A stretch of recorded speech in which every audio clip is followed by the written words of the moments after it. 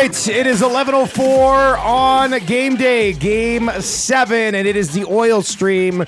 Lock Shop returns tomorrow at 11 o'clock right here on Edmonton Sports Talk. I have sent an EST parlay. Murray, we'll see you later, bud. See you, Murray. I have sent an EST parlay over to the guys at Cool Bet. We'll try to get that up and lay that out for you before 1 o'clock today as well. But it is a game 7. Your thoughts on all of it right now. You can hit us up in the nasty chat. Of course, you can text us anytime at 780-218-9999, 780-218-9999, and we will continue to get to set. Derek Van Diest is going to join us. DVD is going to join us at noon. Tommy Gazzola? Yes, at noon. All right. So DVD will be by at noon. I just saw him tweeting. Talkett's doing his availability right now. Yes. Didn't get into any more specifics on Brock Besser. Just that he will not go for tonight. Mind you, it was one of your buddies who broke that doll yesterday with Besser, doesn't it? Irv, wasn't it Irv? Yeah, Irv was on it. Yeah. He is everybody's buddy. Yeah, well, I don't actually know him. Oh, you don't? I thought you knew so I don't Irv. really get to claim him as my buddy. So, yeah, that's a tough one. Coach Mike is in. It says, guys, pour one out for Hustler and his Nuggets pick. Oh, yeah, no. Don't worry. He'll have an extra day to sit on that. It'll be a big lock shop tomorrow at 11 o'clock because we'll be taking a victory lap from my Xander Schauffele pick at the PGA Championship. Well done. Cha-ching. That was exciting. And Huss's Nuggets. Yeah, he was all in on the Nugs, and they blow that 20-point lead in Game 7. So we'll get into that tomorrow on the Lock Shop. Obviously, we will set up the 2 conference finals on the Lock Shop tomorrow at 11 o'clock. But with it being a holiday, Huss and the Cool Bet boys take the day off. No problem with an extended Oil Stream here today, obviously with Game 7. Pre-game show, GCL Diesel pre-game show from the studio tonight here. Gets rolling what time, Tommy? 5:30 p.m. 5:30 p.m. And the post-game tonight is going to be absolutely insane no matter what happens. Yeah, that's a fair prediction. Pre- and post-game, this whole postseason has been great. What an evolution, I feel like, especially on the YouTube side of things. What do you mean? Like, The pre- and post-game. Yeah, well, it's been great. Like, it's well, been yeah, good. for Like, you guys, yeah. We kept it pretty much the same as we had at 1260. Rock solid show, the best pre- and post-game show out there, if I do say so myself. And then it's been enhanced because now it's on camera. You get the nasty chat. And, yeah, we've had a lot of Vancouver fans hopping in, especially after Vancouver victories in this series.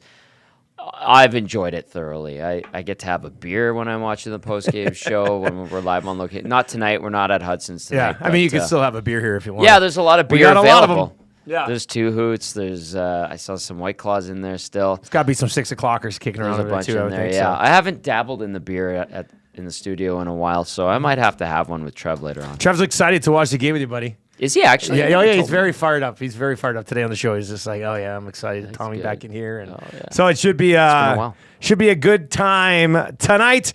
And join the boys for the pregame show starting at 5:30, and then the GCL Diesel postgame show right after the game ends tonight. If you're watching on YouTube right now with the Oil Stream, let's hammer that thumbs up. It is Game 7. We will continue to get you ready for this thing as we work our way through the show this morning. Just the 12th Game 7 in the history of the Edmonton Oilers, which is, But they have a great record. 7-4. Yeah. That being said, I don't read too much into it, except for the 2 that McDavid and Draisaitl did play in. Yes. Because they can draw on that experience. Yes. But there's been some ups in Game 7s. There's been some downs in Game 7s for the Edmonton Oilers. The Oil Stream today, all season, all the time, presented to you by Boston Pizza. The playoff menu is now available, featuring the halftime square footer, a flight of wings, triple play platter, and the new Chipotle chicken quesadillas as well. All of that fueling your fandom at Boston Pizza. If you're looking for a place to go watch the game tonight, may we suggest any of the Boston Pizza lounges across the city. Restaurants, obviously, as well. Take the family in and have a good time. I don't know what to expect tonight, man. I think it's going to be a tight game. It was good to see, if you're an Oiler fan, the way they busted things open in Game 6. I don't think that's going to happen tonight. I think we're in for another tight game. Break the trend of the win one, lose one, win one, lose one, lose one, win one.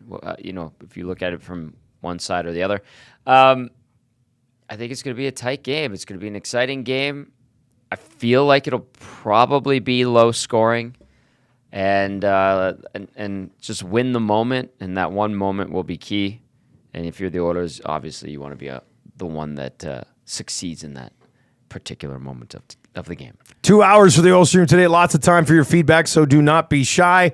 780-218-9999. 780-218-9999. Fort Sask Ryan is in and says, I feel a lot better today than I did for Game 6. Tommy, do you think that's a vibe around the city, or I don't know. I feel like it's pretty nervous. Still going on the road.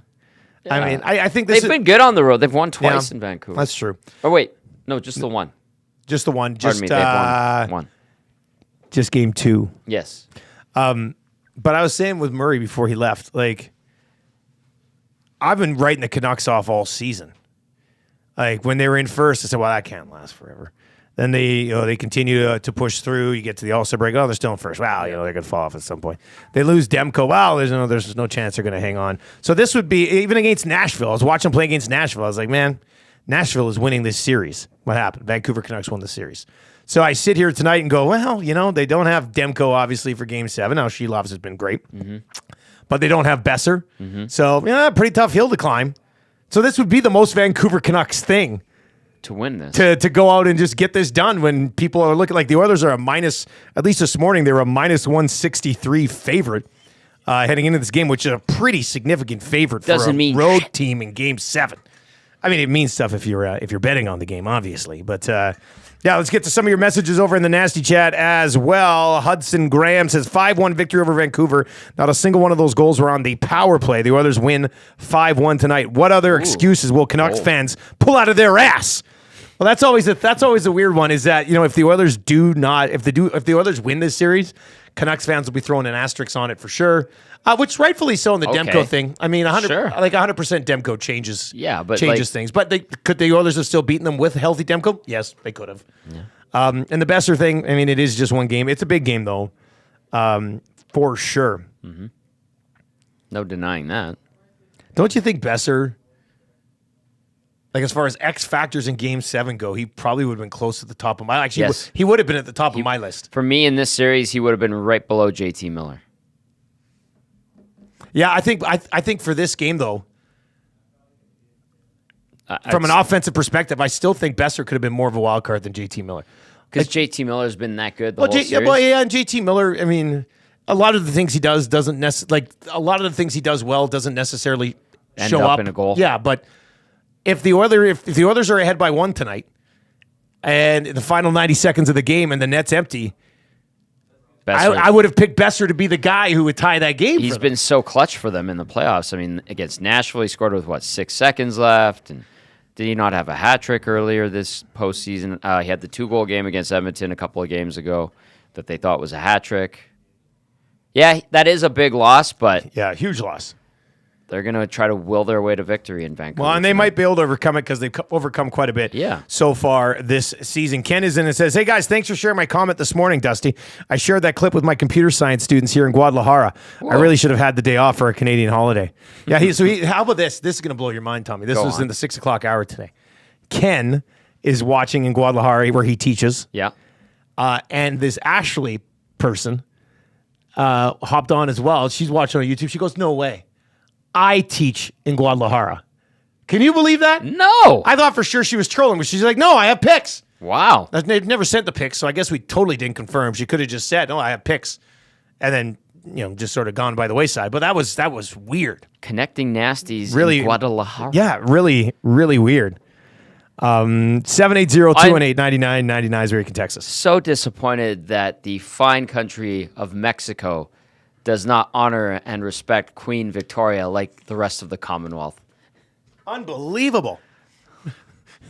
Did you not have British ruler? I'm just kidding. Just kidding. Obviously not. Hey, Tommy, we don't do politics here. I'm not at EST. No, this is history. Right. 780-218-9999 or hit us up in the Nasty Chat on YouTube. Hampton Steve texts in the morning of Game 7. Oh, DVD wrote that Game 7 piece. We were going through it today. He'll be on at noon. We'll talk a little bit about it.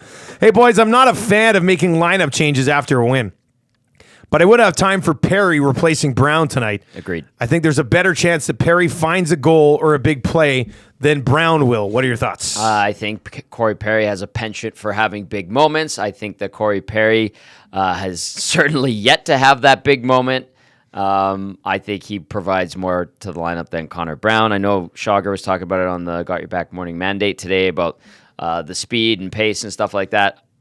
Like, Connor Brown made a great play to Matthias Janmark in Game 5. It was nice. That fourth line had a good game in Game 5. I think that's more indicative and telling of the rest of the team not being up to snuff in Game 5. I have no qualms whatsoever putting in Corey Perry for Connor Brown tonight. And I'm going to get off the Sam Gagner wagon. I thought he could have been like that inspiration for Game 6. They didn't need him. Worked out really well. Papa Oilers going to have to wait from the press box again. But I like the idea of Perry in for Brown. Yeah, I think you still need Carrick in your lineup. Like if you were trying to be like Carrick. Perry back in and Carrick back out, I don't think that's the play. I think Brown would be the play. Yeah. Plus, I mean, from that perspective, you can like I would just put Perry on the fourth line. Sure. With Carrick. Yep. Leave Ryan up there with Fogle and McLeod. I mean, maybe they do something here at some point. Maybe they don't. But a line of Matthias Janmark, I obviously don't love him as much as you love him, Tommy. Hang on. I just respect him, not love him. Well, you like him a lot. Somebody sent me a tweet the other day being like Tom Gazzola watching Matthias Janmark score that goal, and it was just like the proud gif. I'm like, yeah, okay, that's great. Yeah, you like him, though.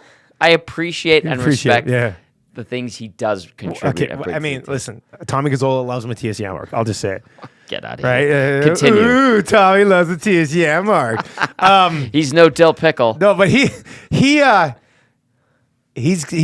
playing with a little bit of sandpaper. He is. And I think if you put Janmark and Carrick and then throw Perry over on the right side instead of Brown, that could be a line that's really prickly against the Vancouver Canucks tonight. They're not going to play a ton, but I think they're a team. They're a line that could make you pay a little bit physically in the game tonight. So I don't know.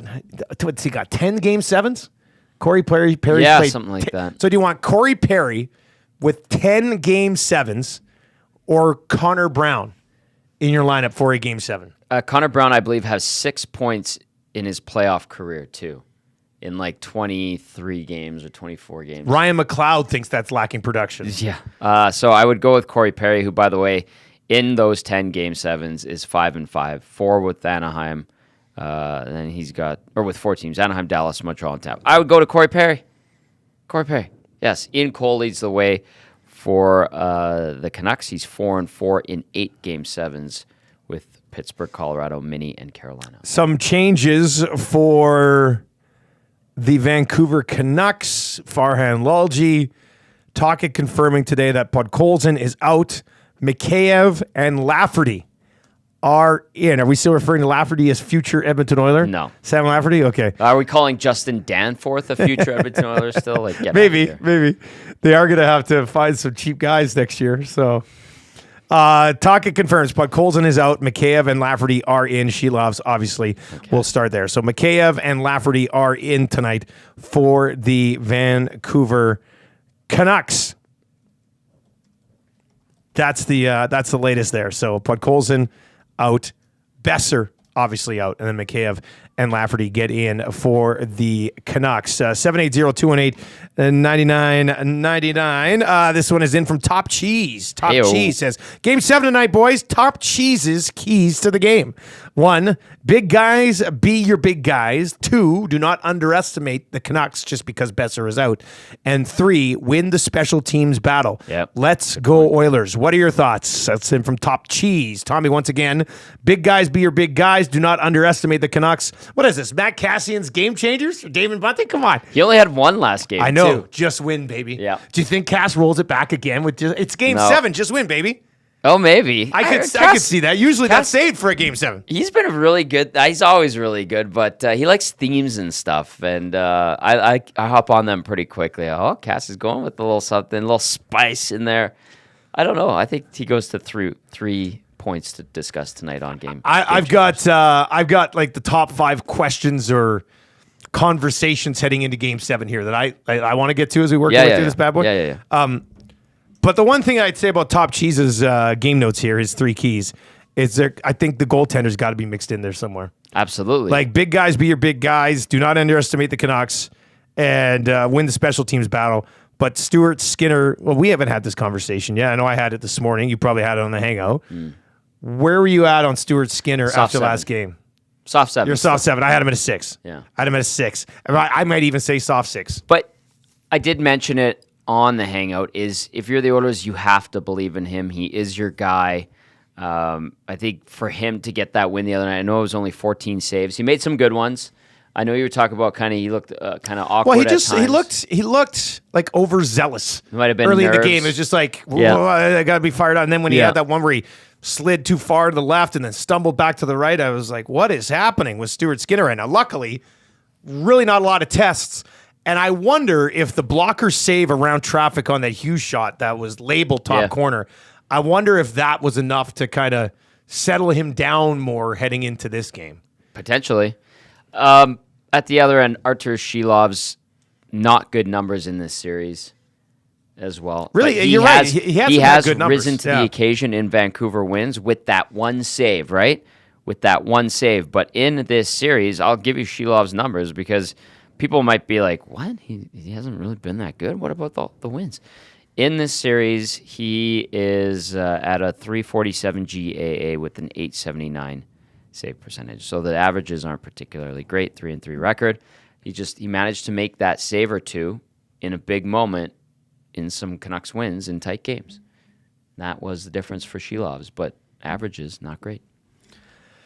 Yeah, those overall numbers aren't that great. How do you think he bounces back after getting I think we're going to see more of bit? the same from him. He's been steady and again, not lights out great, just makes those saves. So I think if Edmonton could continue to get pucks towards him, Edmonton got shots from the middle. The Zach Hyman goal wasn't particularly great, by the way, but it was from the slot. They found a soft spot in the slot, and they got a shot and went in. That was a weird one. Yeah. It hit his stick. Kind of hit his glove too. Somebody was trying to make the argument that it was actually a tricky shot to save. I'm like, no, he just didn't. He played it crappy. Yeah, it was a little bit of an off-speed pitch. Sure, but it was slow enough that you should have been able to get. I remember watching. I'm like, oh, okay, well, I bumbled it. I mean, if that goes in on the other side, that went in. That was people terrible. are freaking out. So absolutely, it was a bad goal. Yeah. 780-218-9999. 780-218-9999. The Worm over on the Nasty Chat. If you're watching on YouTube today, let's hammer that thumbs up. And if you've not yet subscribed to the Edmonton Sports Talk YouTube channel, closing in on 8,300 subs. So we would love to have you over there. We as Oilers fans have been waiting all playoffs for a big Perry moment. Yeah. Hasn't happened yet. Perry has been quiet. Drager said he'd go to him.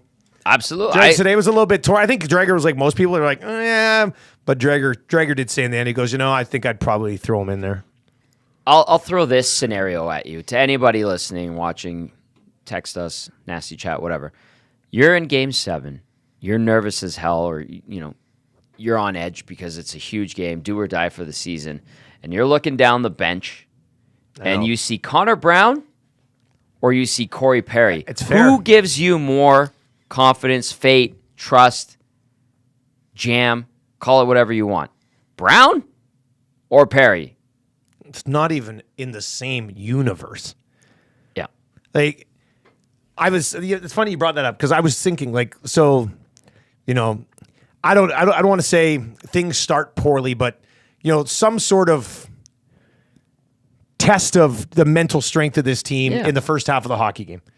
And whether it's in the first intermission or there's a timeout and things are going well, I mean, the one guy that all of these other guys can lean on who has been there and done that would be Corey Perry, who may have a message for the team in that spot. And, there's a chance that that's not needed or not required. Maybe. But I think in a big Game 7 like this, if Connor McDavid and Leon Draisaitl, are kind of starting to panic a little bit or something, not that I'm expecting it, but I mean, who has a better chance to step in and be like, hey guys, there's 30 minutes left in this hockey game. Calm down. I've been here before a dozen, 10 times. So I'd be like, oh my God, there's Corey effing Perry. Cool as a cucumber. I should feel good too. So you can't have Perry and you can't have Kerrigan, which is what a lot of people kind of thought. Oh, it's one or the other. Who you get? No, it's not. You can take Connor Brown out, and you can play Corey Perry with Carrick and with Matthias Janmark and mix in that line when you need to. If you make the speed argument, I understand that, but how fast is Connor Brown really?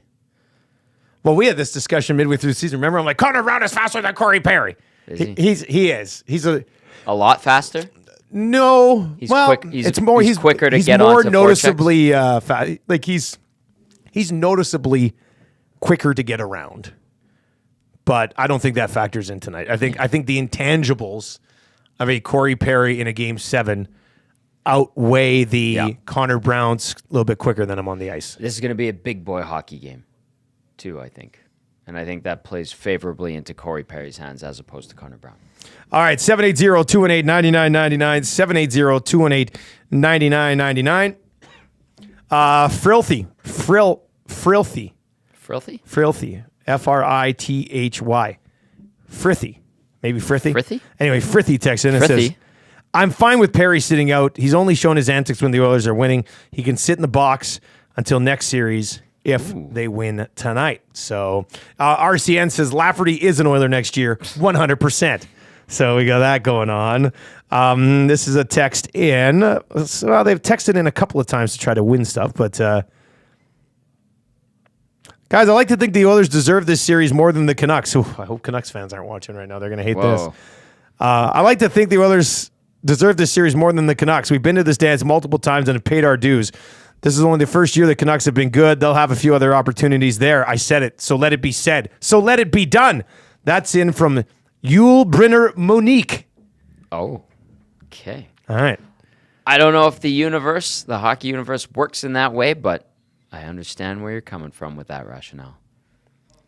780-218-9999. 780-218-9999. 99.99. Hit us up on the Nasty Chat if you're watching over on YouTube today. We are just getting started here.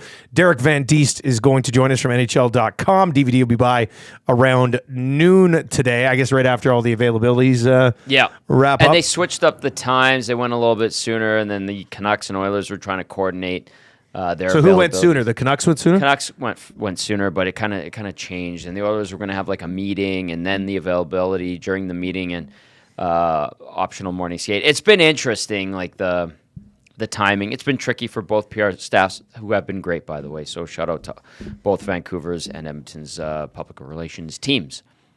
This one from the 306, listening in Saskatchewan, I guess. Saskatchewan. You've got a big football game coming up here. Yeah, what are you even doing here right now? Are you not ready for the preseason game between the Riders and Bombers? My goodness. The Riders roll into town this Saturday.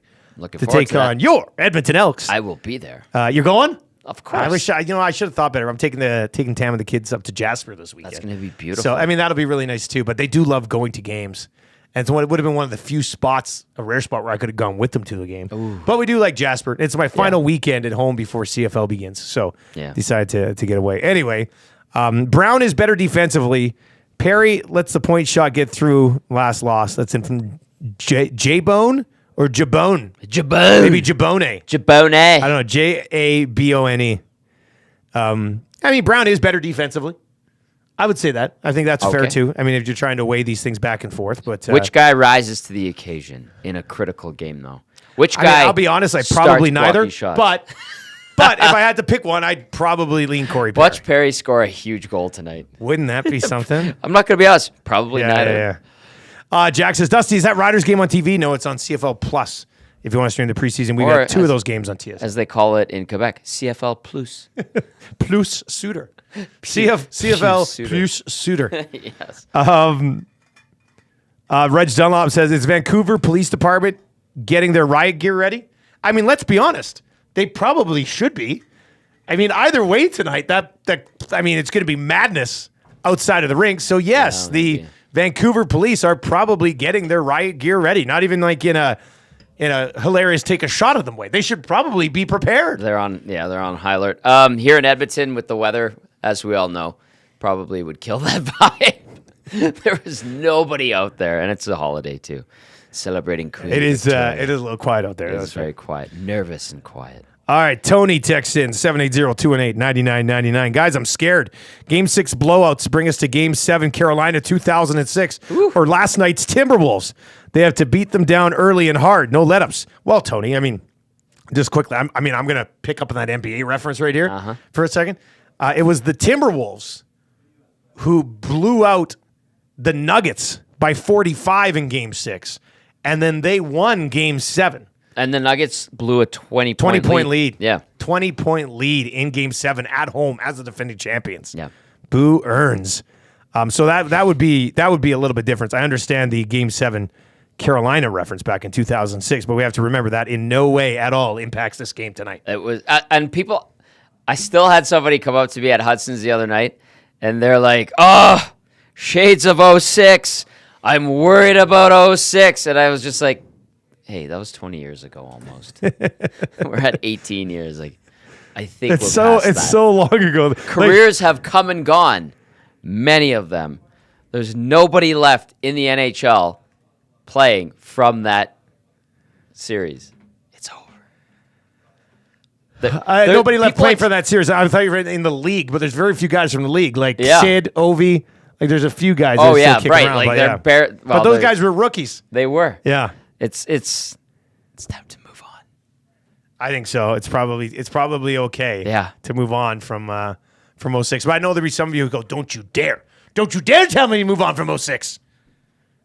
You must. Alan over on YouTube today. If you're watching on YouTube, hammer the thumbs up for us. Joel says the trolls have entered the chat. Oh, hello. Alan says Demko and Besser are out. That's good news for the Oilers playing against our third string goaltender. If you can't win against the Canucks, the Oilers will have a fire sale next year. Go Canucks, go. Yeah, I said it earlier. I don't know if it was on our show or at the beginning of this one. Canucks fans will 100% put an asterisk on this thing. Okay. But you know they will. The other way around. Great. The Oilers can't really do that. Like, they got everybody. Yeah, okay. I mean, let's just say, well, they didn't have Henrique. They did not have Henrique asterisk. So there's that. Put an asterisk. I don't care. Peter is in. Yeah, even with an asterisk. If we're going to go back to 2000, you're still eliminated. If the Oilers had Dwayne Rollison, they put an asterisk. But people still do. I know. It doesn't matter. They lost. Oilers fans still say that. They lost. Peters, Tommy, you address this one. I know you like to chime in on this. Sure. What is Leon doing to be constantly kicked out of the faceoff circles? I don't know. I hate the linesmen and the way they're doing things. It's got to just be going early, right? It's going early, not put. Yeah, it's or somebody's too close from the hash marks. Like, it's all kinds of things. For the first time, I've noticed watching hockey in 38 years. For the first time, I've noticed back linesmen throwing guys out regularly, and I'm just like, you're not even dropping the puck. Shut up. Wait for it to be dropped. Tweet. You have to go out because you were encroaching too closely. Drop the puck. Just drop the damn puck, you idiots. Sorry, I had to get that off my chest. What is he doing? I knew you wanted that one. A plethora of things that's getting him thrown out, among many others. And the Oilers need to be better on the face-off dot at the end of the day. They have lost the face-off battle all series long. Vancouver is very good at face-offs. The Oil Stream is brought to you by Boston Pizza and their playoff menu, which is now available, featuring the halftime square footer, flight of wings, triple play platter, and the new Chipotle chicken quesadillas. Fuel your fandom at Boston Pizza. Go and visit all of your. I saw a guy. I could use one right now. Where is it? Are you starving? Hungry boy. Hungry boy. Can we get this guy? I'm a hungry boy. Can we get this guy a square footer? Please. God, somebody get this guy a square footer. Yum yum. I probably read a little bit too much into it. What day was it? Saturday, I guess. It would have been Saturday. We were driving home from Elks Fan Day on Saturday, and I was pulling in to that Save-On by my place, and there's a Boston Pizza right there, and it was probably about 1:45, and I saw a guy in his Oilers jersey like walking in, and I was like, he's setting up shop right now. It wasn't even 2:00. Puck drop wasn't until 6. That guy was setting up for a 4-hour pregame stretch at Boston Pizza Lounge in the Hamptons. Do you think he hit the VLs too? Had to have. If you're gonna I'm not VLT guy by any stretch of the imagination. I don't play slots. I think it's all ridiculous. If I'm gonna lose money, I'll bet on sports because I think I know what's gonna happen. Well, you're very good at it. But if you're there for 4 hours, I think even I'd probably sprinkle a 20 into a VLT. That's a long time. Feed the beast. That's a big time shift. Zulu says, "Oh, I've been there." He's been there for the 4-hour pre-gamer at Boston Pizza. Uh-huh. How can you not? Hey. Oh, I've been there. All right, so go check it out tonight at Boston Pizza. 780-218-9999. Let's get to a few more of these text messages. This one's in. It says, guys, it's been a minute since I texted in, but the Oilers need to start fast and physical. If they don't, I don't think they can win. Create your own push. That's in from Nolan. Nolan also points out in 2017, they also blew the Ducks out and then lost in Game 7. So correct. Yeah, that is right. How did they do in 2022 against LA when they were in that series? Down 3-2, won Game 6. Yeah. What was the score in Game 6? I'm looking it up. Oh, okay. Oh, I thought you knew, so it was I like can't remember off the top of my okay. head. Somebody else will fire it. I'm looking at it right now. That would be the one that probably the most comparable to. Should be. I had been saying all along there's a 5-1 win coming here at some point for the Oilers. So they got that out of the way. Now we'll see what ends up happening this evening. 2022, game number 6, Edmonton wins 4-2. Game number 7, Edmonton wins 2-0. 2-0. Jonathan Quick made like 39 saves in Yep. that game. I went over it today. Yep. All right, so that was a little bit different. Mm-hmm.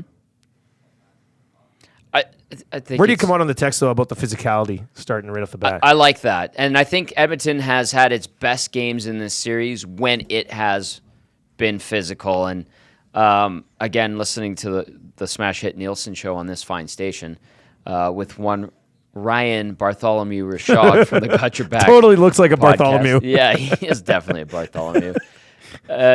He talked about how Kris Knoblauch doesn't really put an emphasis on hits, and yeah, that's fine. But when they do hit and get physical and are in the face of the Canucks, they are generally better and they have better results. Like Warren Fogle laid out, I think it was Hronik, and it was after Hronik made an outlet pass, and I'm like, that's the kind of stuff you need, just so they know that you're breathing down their neck and they have that second thought in their mind and they're second guessing themselves and they're just worried that a hit is incoming.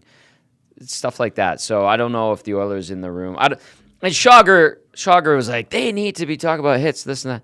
I don't know if you need to be like emphasizing hit them, beat them up physically. They know. Like, I don't know. And Chris, well, it is weird. Knoblauch's messaging about checking with their skates. And their what sticks, Knoblauch is saying to us in the media could be completely different than what he's telling the players in the room. That's the other thing, too. Yeah, that's a good point. Hit them. You know what would be the ideal scenario to start this game? Fight. No, I mean, yes. But I just don't see that happening.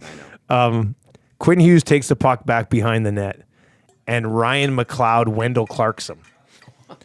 Like that would be tremendous. A puck pops loose. Fogle gets it to Derek Ryan. They're up 1-0.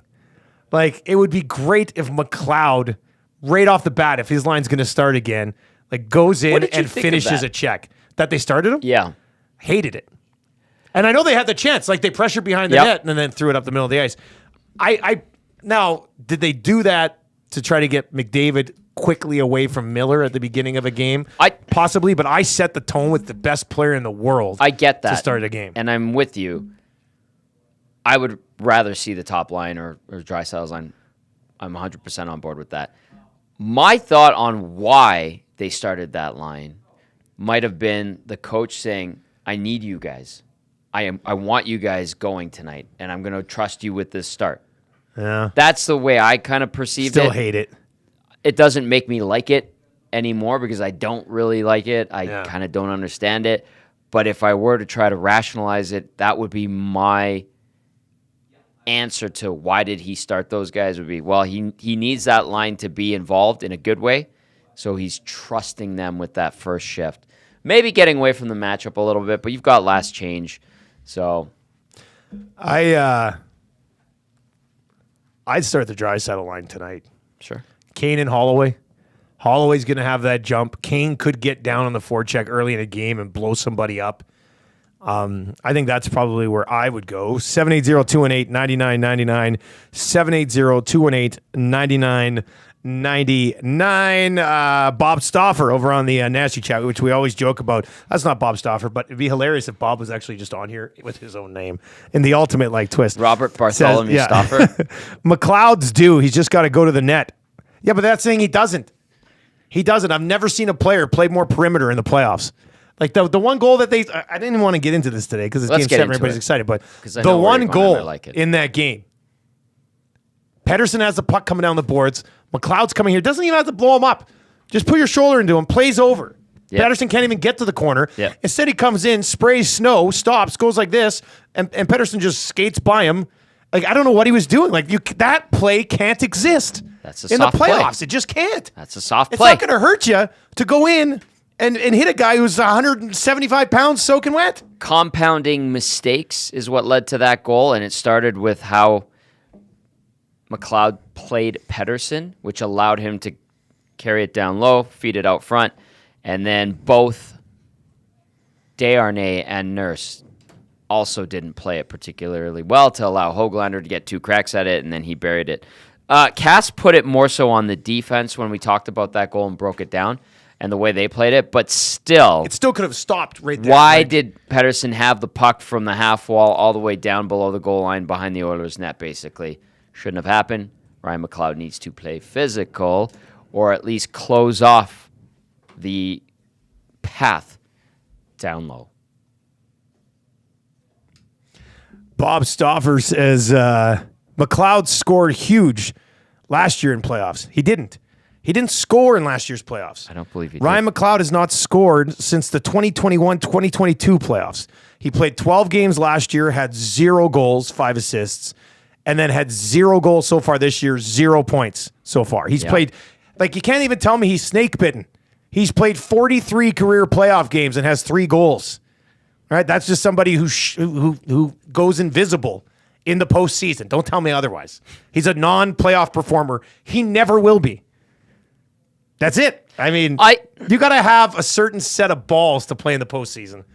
And he just, even in the neutral zone, when he's skating with the puck, I think he's like, like, you can't do it. You can't do it. You're not going to produce that way. Play harder. Like, don't tell me he's snake bit. He's not. He just hasn't performed. Not play well in the playoffs. He's just not a playoff type of player. Yeah. Stop. He says he scored against. No, he didn't. No, he did not. He did not score in last year's playoffs. It's been 2 playoffs, and he hasn't scored. All right, this one is in. Tonight's about playing chestnut checkers. The Oilers need to play close to the edge, physical enough to be disruptive, but not so much to leave yourself exposed. Good point on the exposure part of like taking yourself out of position to make hits. Yeah. I'm very fascinated to see how the physicality in this game leads to the whistle. Like, what is going to happen officiating tonight, Tommy? Do you think it's a full-blown... I have no clue. I think that we're led to believe, history-wise, that it's going to be whistles get put away for the most part. These 2 teams are probably going to have to battle through checks, fight for their ice, old-school hockey in the postseason. That's what we're assuming is going to happen. But with the officials, how they are... officiating crew to officiating crew, who the fiddlestick knows anymore? Sweet I have no idea how it's going to go.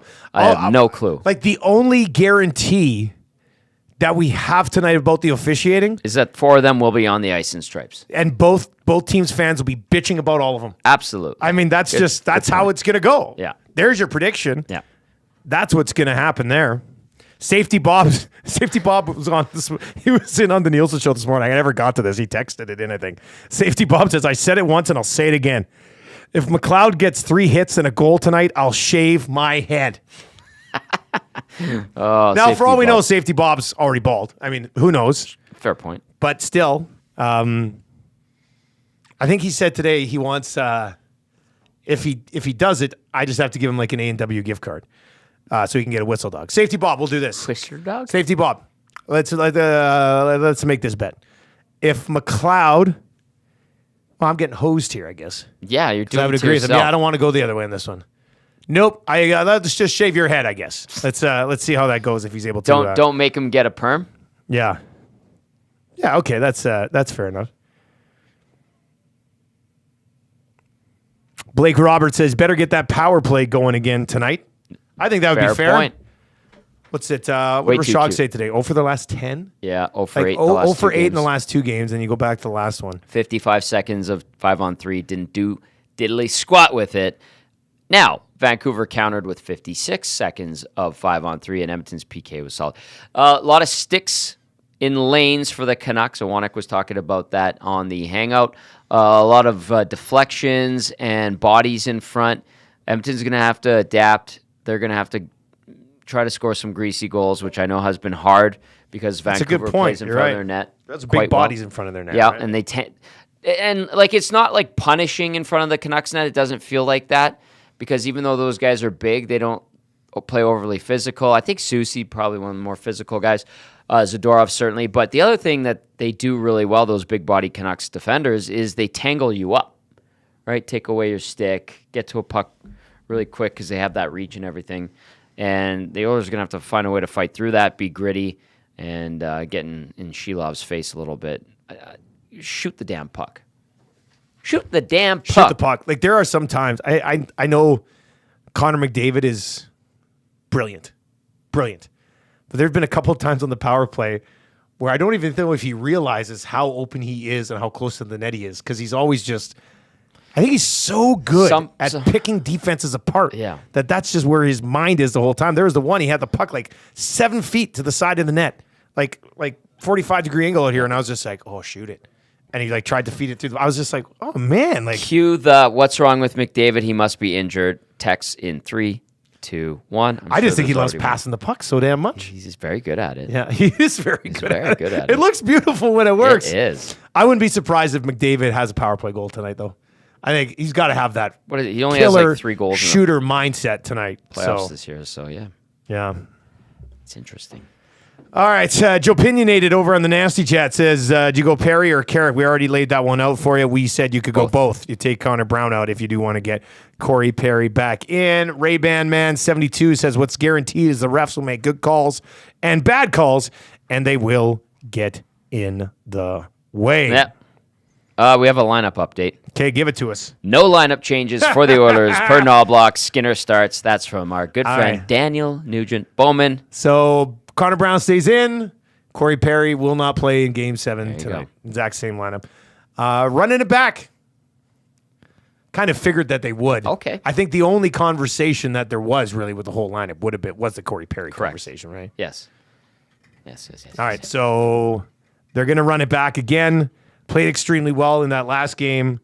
And I do think they have to come out and physically at least show that they're there. Like, they have to show that they're not going to be taken advantage physically, right? Yes. They did not show up physically in Game 5. No, there was a no-show. They were very If they do that again, I know like this isn't like a hot take because they were close at the end of that game. But if they come out and put up a no-hitter like they did in Game 5, I'd be stunned. Yeah. If they win Game 7, unless the power play's absolutely lights out. Yeah. Which it could be. I mean, it would have to be. It's a Game 7. You think the Oilers power play are going to find a way to score a goal tonight. Portions of the Oil Stream brought to you by Popeye's Louisiana Kitchen and the new crispy chicken buffalo wrap that is now available. 2 classic hand-battered and breaded mild chicken tendies, bold buffalo sauce paired with fresh lettuce, tomato, and mild or spicy mayo wrapped in a soft flour tortilla. Available in-store or for delivery from Popeye's Louisiana Kitchen. I'm surprised Furby didn't shut down all the Popeyes today for Game 7. I was just, sorry, everybody off. Coming over to his place, watch the game.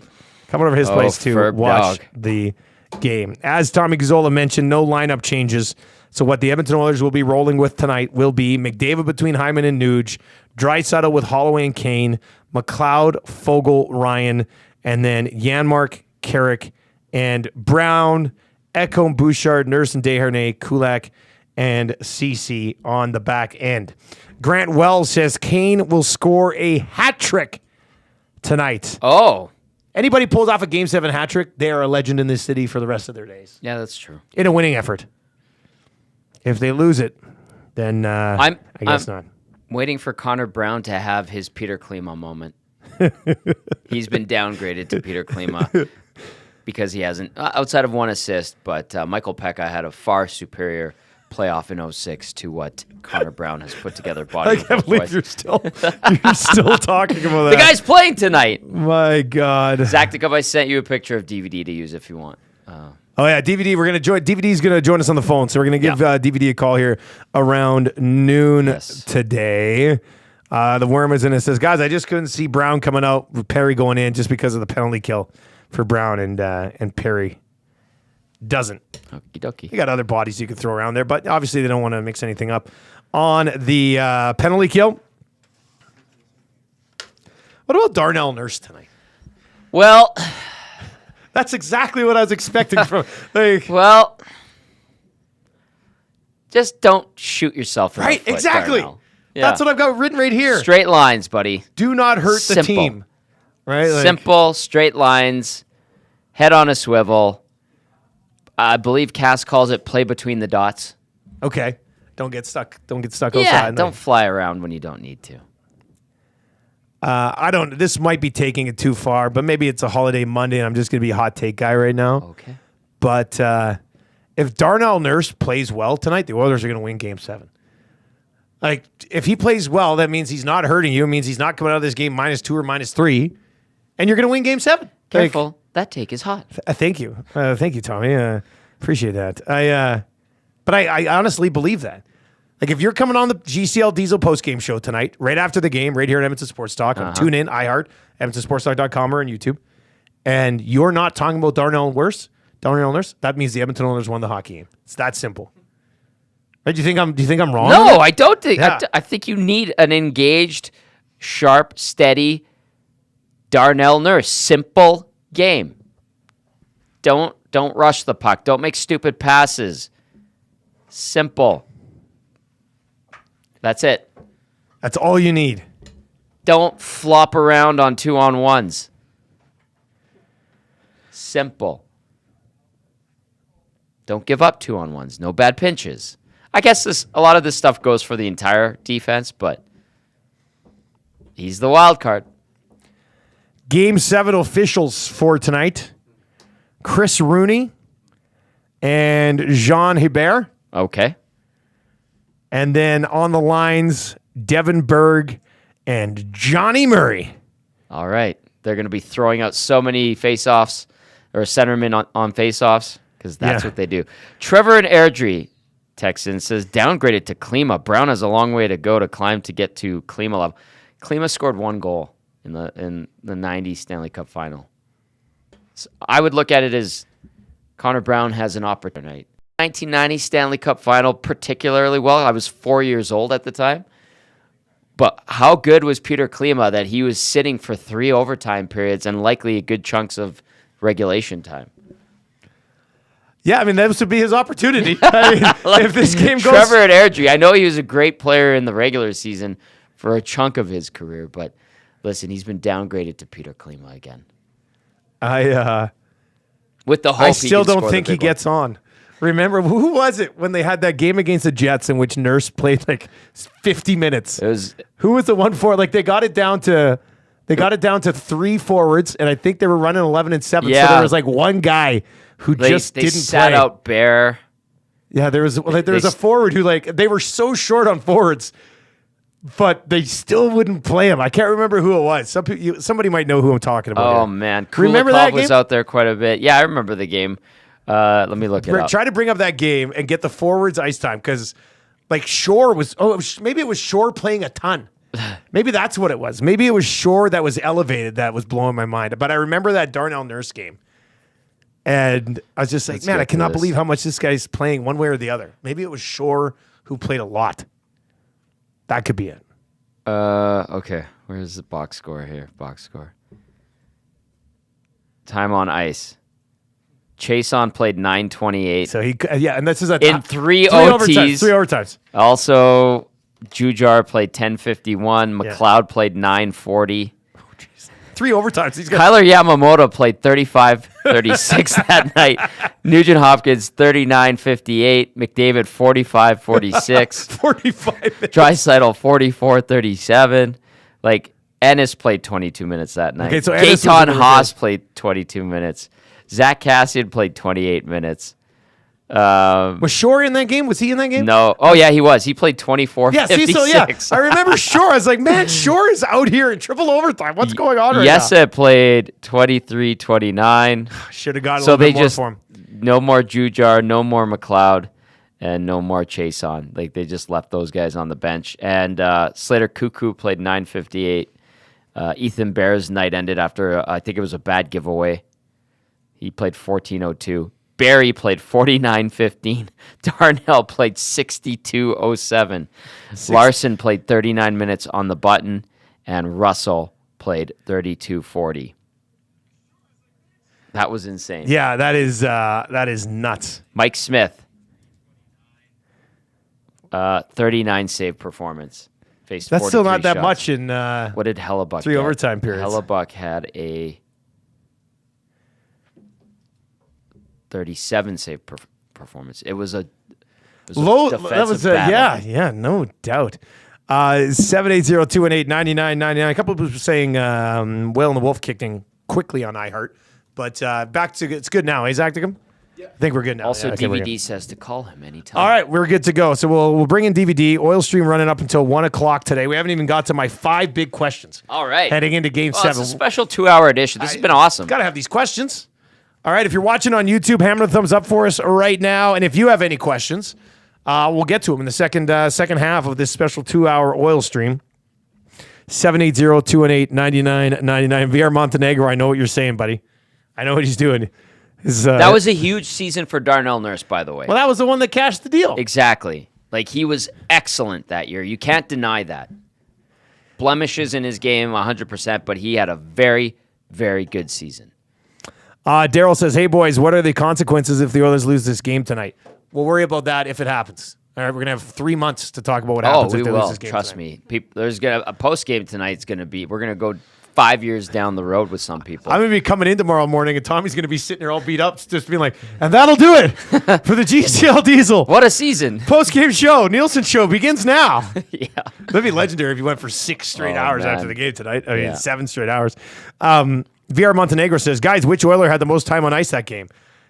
He was doing the Skinner joke. Oh. I was going to say, I don't know who. And you say, Mike Smith. And we all go, Classic Zacticum joke. That's Well a good one. Well played, Michael. That is a good one. Mo in the Nasty Chat says, good day, boys. I'm predicting a Matthias Janmark hattie. He did have a hat trick for Vegas a couple of years ago in a Game 7. Matthias Janmark, the big Game 7 call. Like a ninja. Let's get to this text from Tyrell and Lloyd Minister. First time he's ever texted in. Thank you very much, Tyrell. Tell your buddies. The way Rooney officiated last Sunday night and the Canucks record with him, it doesn't boost my confidence. But the officiating has been terrible all series, so it's just more of the same. And when is JT Miller going to get kicked out of a draw, or at least get a warning? Is Chris Rooney the guy that they have like a 10-0 record with? Is that Rooney? Is that Rooney? I don't know. I know that they don't like Kelly Sutherland in Vancouver, just like Oilers fans hate Sutherland. Kazari. Oilers fans hate Kazari. Yeah. Rooney might be the one that they've got that great record with. Whatever, break the record. Well, game over, am I right? Throw it out the window. Yeah, Smitty the Welder says, who's reffing tonight? We laid that out a little bit earlier, but let me get back at you. Where's Chris Rooney from? Winnipeg, Manitoba. I got it right here. Chris Rooney is from Boston. Boston, Massachusetts, America. So he loves Vancouver is what you're saying. Maybe he's a plant, you know? The mole. We'll find 11-0-1 says McDavid 97. Rooney? Yeah. Yeah, because they were 10-1 that won that game, so 11-1. They've never lost in regulation. Because it's all about the ref. Well, I mean, it could be. I mean, that's how this thing operates. We'll find out. We'll see. I would assume the power play gets going here at some point. Zacticum, are we good? We have, all right, DVD? We do have Derek Van Diest from NHL.com. He's Say out in his full Vancouver name. covering this. What did I say? I did say his full name. Well, you missed his middle name. You say the middle name. Derek Bartholomew Van Diest. There's probably an Alejandro in there somewhere. DVD, how do you do it with this guy? Honestly, how do you hang out with Tommy all the time? It's Alejandro. You got to really emphasize the Alejandro in that. Alejandro? Name, by the way. Alejandro. Alejandro joins us. It's a pleasure talking to you guys today. So, yeah, it's going to be a fun night. Fun night tonight. It's Game 7. We just talked to Connor McDavid about it, and he's excited. He's jacked up. Everyone's, it's kind of a weird night, big day, because, you got the Brock Besser news from yesterday. Yeah. They wouldn't confirm it's blood clots. Like Rick Tocchet said, he was just injured. He's out. So everyone's kind of concerned for him. Blood clots can be very dangerous, obviously, as everyone knows. So everyone's concerned for him. Even in the Oilers locker room, Matthias Ekholm said, "Hey, we hope he's fine. You know, it's too bad he's out of lineup. We hope he's fine." And then there's the excitement for Game 7. So I think there's a lot of balls in the air here going on, and there's a lot of things going on. But I think it's going to be an interesting game. And you guys mentioned the referee. You know, that's obviously always plays a factor in things like this. So we're dealing with a lot here this morning. No kidding. Hey, DVD, you're down there. You're in both rooms. I know that the Canucks did podium stuff today. What's your read on the players' demeanors on both sides? Coaches, let's leave them out of it, but your read on the players and how they're approaching this? Because I know we can kind of get a sense on how the team feels, but it's tough when you don't get to go in the room. But what could you glean from listening to both sets of teams' players? Yeah, I got a sense that the Canucks are going to try and rally around this Besser thing. And I think this, you know, like as much as they want him to be in the lineup today, you know, we've seen teams do this. We've seen teams rally. We saw teams rally when Matthews was out of the lineup in Toronto. We saw, you know, the Bruins rally with Marchand out of the lineup in Boston. So it can happen. It's a one-game thing. Everyone just has to pick up their game, and they're going to try and pick up the slack. And they're saying, let's win this for Besser type thing. So I think that's the way the Canucks feel. And they also feel that if you look back at the beginning of the season, if someone had said to them, hey, you're going to be in Game 7 of the second round with a chance to get to the conference final, one win, would you take it? And of course they would, because a lot of people did not expect the Canucks to be here. They did not expect the Canucks to do as well as they have. They've been kind of, you know, everyone was waiting for their, you know, the shoe to fall for the Canucks, waiting for everything to cave in. And it never did. And they kept playing. They, you know, arguably they were outplayed in Nashville. They were able to get to that series. They've been outplayed in I'm going to say 5 of the 6 games in this series. You know, they had no business winning Game 1. They came back to 4-1. They had no business winning Game 3 when they outshot 48-15, whatever it was, and they won. So they're kind of surviving here, and they kind of just, you know, a survive and advance mentality. And now they're thrown with, you know, we're playing with our third string goaltender. We now we're missing our best player, and so they're really playing up this angle, like, you know, hey, we're going to be a resilient group here. We're gonna battle all the way to the end, and they're going to be a tough out. They are going to be a tough out. There's no doubt about that. It's the way they played all year, and the Oilers really have to bring it today. They're going to have to bring, and they have to play their best game, even a better game than they played in Game 6. Well, let's talk about that a little bit, because we saw the egg that they kind of laid in Game 5, and we were talking about this morning on the Nielson show. You know, how physical do they have to be early in this game to at least show that Vancouver's not going to take it to them like they did in Game 5? How important do you think that is, DVD, in the first period of this hockey game tonight? Well, I think it's important in a sense that don't bail out of hits. Don't turn away. If you got a chance to finish a check. Because we've been seeing that a lot lately, where guys just won't finish the check, or guys will bail on a hit and they won't take a hit. Like if it's there, it's presented itself. You have to take advantage of it. I wouldn't go out looking for it. I wouldn't go out seeking guys to try and hit. I think that's not the Oilers' game. The Oilers' game is with the puck. They want to have puck possession. And we all remember the famous quote by Dallas Eakins when he said, "What's the perfect game, gentlemen? Zero hits. Zero hits. Zero hits. That's the perfect game because you have the puck all night." And remember when he said that, we all kind of looked at each other and went, okay. Well, you know what, DVD? That led to a 348 or .348 winning percentage in the NHL. So brilliant stuff. Just never found that perfect game, man. Shoot. No, Weird. They're always chasing that perfect game with no hits, right? Because you have the puck all night. But I think part of that is the owners want to have the puck. They're a puck possession team. And Kris Knoblauch said that this morning in his press conference. He doesn't, like, in Game 5, they got in trouble because they were chipping it off the glass and out. And the Canucks just kept pouring, and they kept coming, and the Oilers couldn't do anything but chip the puck out of the glass.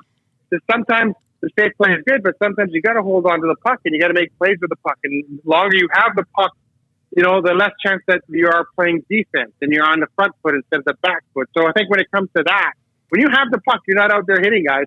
Like, you're out there trying to make plays. And I think if the Oilers are, getting a lot of hits against, I think it's probably because they have the puck a lot tonight, and that'll be a good thing for them.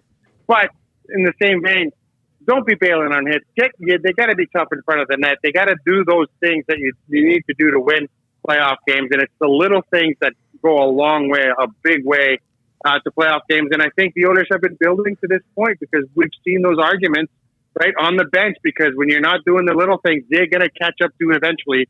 And gentlemen, we are at eventually. This is it. And all those little things are going to catch up. And so I think they're hoping that throughout the season they put it all together so they can just put it down on a plate and say, okay, this is our best game. Let's see if the Canucks can beat our best game. And I don't think they can. If the Oilers bring their best game, I don't think Vancouver can match that, especially with a third-string goaltender, who I think the Oilers have finally got to and figured out, and without their best player, who has been an Oiler killer this year in Brock West. Well, yeah, that's the thing, missing him as well. And I would agree with the getting to Shelov's a little bit. Like Tommy said, his save percentage in his series is below 880. So, I don't think, I mean, maybe Shelov steals one tonight, but I think the Oilers will find a way to get to him. Derek Van Diest with us from NHL.com. He's in Vancouver for Game 7 tonight. DVD, you laid it out. Like they're missing Demko. They're missing Besser. Nobody thought they'd be here at the beginning of the season. They're usually a team that's at home in Game 7 would have a little bit more of the pressure on them. But I think that's got to be on the Edmonton Oilers in this situation, considering the expectations that people have. This could be a legacy game for McDavid and Draisaitl, that type of thing. How much pressure is on the Oilers in this situation, and did you get a sense of that at all around that group this morning? Yeah, all the pressure is on the Oilers. Like, the Canucks are playing with house money. Even though they're sitting here at home, they're playing with house money. And you want to throw in that Quinn Hughes is not 100% either. I think the Nashville Predators really did a job on him, how physical they were with him. And I think you're really seeing those effects here in this series, because he's not the same Quinn Hughes that he was in the regular season. Elias Pettersson is MIA, right? He's not the same player that he was in the regular season. So the Canucks are dealing with all things, but they're not supposed to be here. They were not supposed to be here. This was a lottery team last year. Their window is just starting. The Oilers are right thick in the middle of their window. Like, they're right smack in the middle of blue, like they say. This is it. This is their window. And if they go out at this stage again, the second year in a row, you're right. There's going to be a lot of questions. There's a lot of concern. Hey, what happens with Draisaitl next year? He's in the last year of his contract. What happens with McDavid? He's got 2 more years after that. Where does this team go? Who's going to be the GM? There's so many questions to be answered for the Oilers, but this is the reason, Mark Spector put it well with Connor McDavid the other. This is why they had the captain skates early in the year. This is why they did all those things. This is why they had the coaching change for this situation. So all the pressure is on Edmonton as far as I'm concerned. Vancouver's playing with house money. Hey, and now they're missing some of their best players. They're not expected to win this game, so they can come out and really play free and just go out there and run around and do the things that they've been doing all year, be a resilient group, and, steal a victory, because they've stolen a lot of victories so far in this playoff. So, yeah, I'm 100% with you. Like, all the pressure is on the Oilers right now, and all the pressure is on McDavid and Draisaitl to perform. But saying that, when the pressure's on, great players like those guys rise to it, and I expect them to have both really good games. Okay, having said that, a guy that has not become a great player in those moments and in the playoffs is Stuart Skinner, who bounced back with a win the other night. Didn't see a ton of work, 14 saves on 15 shots. How much faith do you think the Oilers have in Skinner in this Game 7? What did you see from him in Game 6? Do you think there's a lot of confidence in Stu Skinner going into this game? I do. I really do. And let's break this down with Stuart Skinner. He had 10 bad minutes in the Game 1. Like, once he let in that goal that went off his goal sticking in the net to make it 4-2, that really rattled him. And it rattled him, and then he let the other goal in over his shoulder. So that kind of rattled him, and he had a bad last, 10, 15, 20 minutes of Game 1. And then he couldn't recover from that. I think that was the problem. But the Oilers were giving the Canucks a great look. Like, you give Brock Besser a look in the slot, he's going to bury it. Mm-hmm. Like, he's going to bury those chances. That's why he scored 40 goals this year, because he's that type of guy.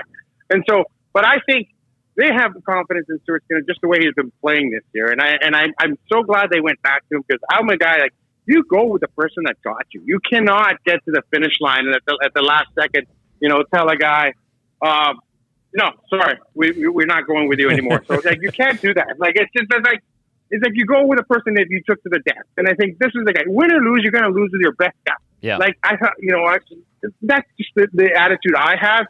This is your team. And I think the team rallies around that, because this is your guy. Why is he sitting on the bench? He's our starting quarterback. Why is he backing up because he threw a couple of interceptions? Like, he's the guy that should be playing this game.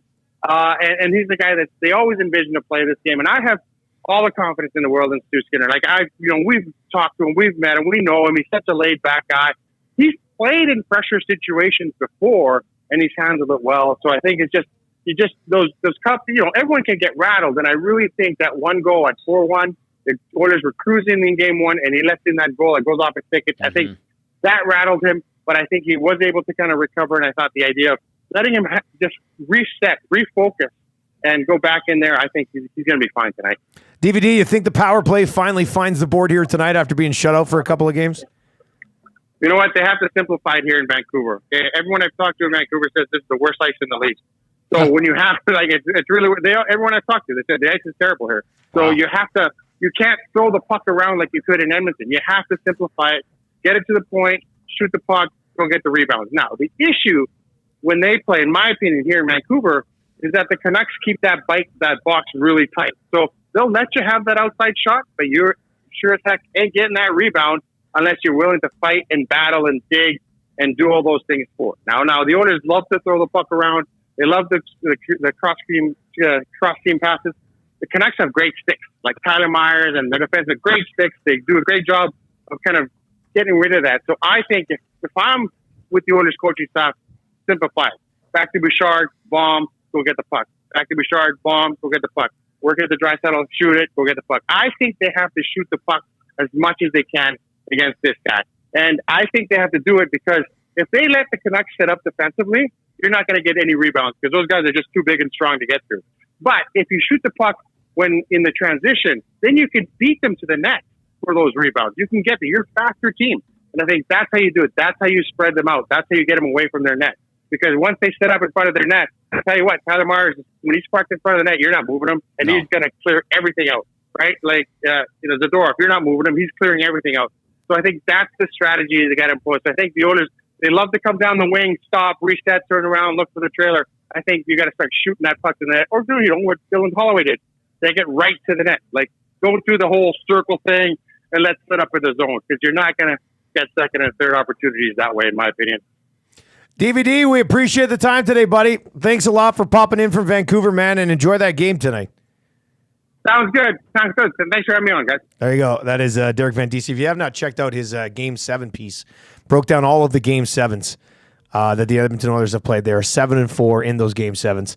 Some devastating losses along the way there in those Game 7s. Yep. But some encouraging wins along the way as well. We were saying it before we went on today when in between Hangout and Oil Stream. Like if they win tonight and go all the way to the Stanley Cup final, we still have a month of this. We're technically only halfway through the playoffs. This is true. So I'd love for Edmonton Sports Talk purposes if they could pull off the dub tonight and we get at least a series against the Dallas Stars and then who knows? That'd be pretty good. It is interesting the pressure question that we brought up with him there. Mm-hmm. I mean, he is right. Like, how much of the pressure is on the Oilers tonight in this situation? A lot. Yeah. But I do feel like Vancouver is going to be that burden, being in your home rink, the expectation of winning the Pacific Division. Don't get me wrong; they are not excluded from feeling pressure. Like outside noise, probably Edmonton is feeling the pressure because of all the expectation, who they have on their team. But internally in Vancouver, I guarantee you, there's a ton of pressure, which might feel equal to what the Oilers are feeling in that locker room. If you're there, yeah, I think externally a lot more pressure on the Oil to get it done here. Right? How do you manage that? Yeah, play a simple game. Go out and get the win. I thought DVD made an interesting point. Keep it simple on the power play. Yes, because how bad the ice is in Vancouver. Isn't that crazy? That is crazy.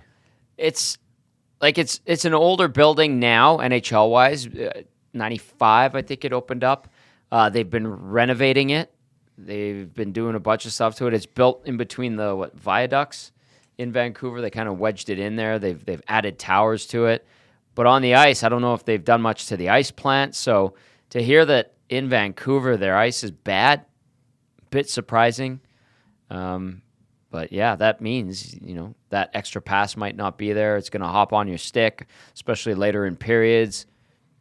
Fire the damn puck, man. Get the puck back to Bouch for some bombs and see what happens. Clap. Yeah. Let's see. Phyllis is chiming in. Says, hey, Tommy and Dusty, just checking in from Manitoba. Hello. Going to be a good one tonight, predicting overtime. Hey, if you've not yet subbed to Edmonton Sports Talk, let's run those subs up. All right, we know that there are many more of you watching our content that have not yet subbed to the channel. So we work our way up towards 8,300. Give us a sub before you wrap up today. And hammer that thumbs up today as well, pushing towards maybe a 200-like day here on the Oil Stream, as it should be on a holiday Monday 2-hour special. Come on, we get you ready. Tommy will be back. GCL Diesel pregame show tonight at 5:30 with him and YouTube Trev. Yes. And Cassassination on Twitter. Matt Cassian will be by as well. People get excited when Cass popping on. Hey, I see people like, there he is. There's Cass. Like, it's like a big event. He doesn't hold back, and he's very thorough, and he's also mindful with his responses and how he sees things, and he's articulate. He has developed into a very, very good analyst. He has, hasn't he? I think we're proud of him. He's our little boy. He's our guy. Yeah, that's funny. Is he the same age as you? No, I think he's 2 years younger. He's 2 years younger than you. Yeah. Man, Cass is like the baby around here. Really? I mean, yeah, because then he'd be younger than Eric. He's older than Maddie, I think. He is. He's kind of in between. Yeah. Well, I mean, then we got obviously Zacticum and Trev. And Trev, which would be show. Some of the younger ones. Portions of the Oil Stream, as always, brought to you by our great partners over at CoolBet. If you've not yet taken a peek at these odds for tonight, I did send the boys, and I know it's a holiday Monday, but I did send the CoolBet boys our EST parlay for today, and we'll wait and see when they get that up, if they can get that up today. I was watching, sorry to interrupt, but I was watching before the Oilers game at Hudson's the other night. They had Pete Greggy and John Abbott. Great 1-2 punch on the NLL. I just want to say, Pete Greggy and Johnny Abbott, good dudes. Nice to see them on the broadcast. Continue. What ended up happening in that series? I don't know. It was a best of three. I don't know if Albany or Buffalo won the first two, or if they're going three. Oh, Wannick's yelling. What's that, Zacticum? Matt, you know? He's a big Pete Greggy Buffalo won both? Oh, well, congratulations to Buffalo. I believe they were the defending champs. They have a formidable team over there. Could be good back-to-backs. franchise. The Bandits. That's correct. Ooh, a big NLL guy. El Banditos. The Edmonton Oilers are minus 153 favorites. This number has actually moved. They were minus 163 favorites earlier today, so it's actually trending in the direction of the Vancouver Canucks. Chris Rooney effect. I mean, okay, so let's get to Chris Rooney for a second, because I did see somebody in the nasty chat. Let's see if I can go back to that one. Well, D. White says, Dusty, why do you think every year the rest of the playoffs seem to be an issue? I think it's just because the game gets so quick they can't keep up in this full-blown panic mode. I've said that for years now. But yeah, the one guy who texted in, I think it was Aaron. Yeah, here we go. Aaron says, I don't understand how the NHL can give Rooney a Game 7 in the playoffs when his record for one team is 11-0-1. Wouldn't the NHL look at those stats and pick the most fair matchup? The answer is no. Yeah, I guess they don't care. I mean, they're like, who's the best ref that we can send out to game number 7 between the Oilers and Canucks? So they just ignore all that? I mean, it's kind of weird, though. The officials that the Canucks are 11-1. evaluated every single night by the National Hockey League and the head of officiating. Yeah, but nothing comes from it. You know what I mean? Well, they take away assignments. The officiating is still shitty. So, you're basically sifting through a pile of dog crap most nights, pretty much every night in the NHL, and this is the one that was the least crappy.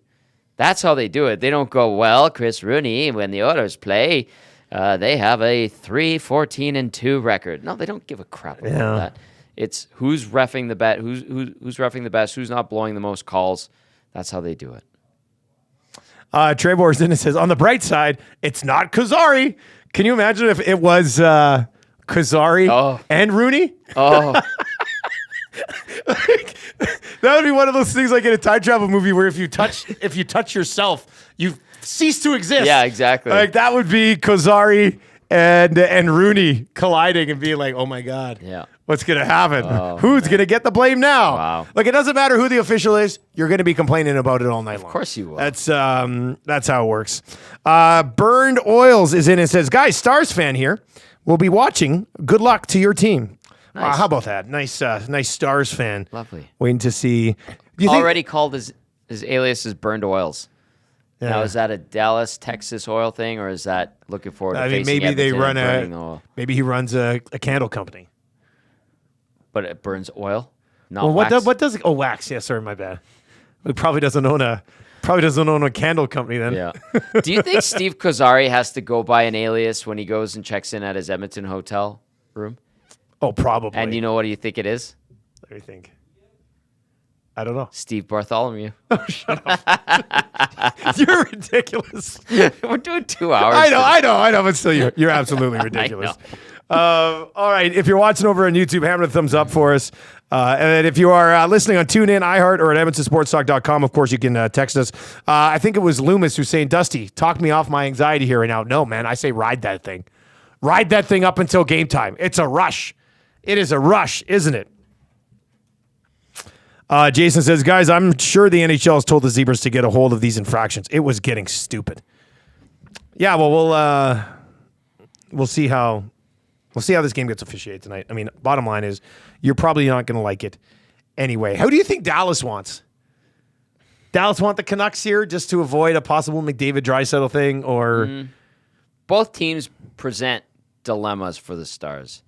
Both teams, I think, the dilemmas that they would present to the Stars, Dallas could handle. Yeah. I don't think there's a preference. I would assume. I think they'd What matchup probably is rather fit. Well, Vancouver would, if from the outside looking in, Vancouver's situation, I think you could make the argument Vancouver's running out of steam.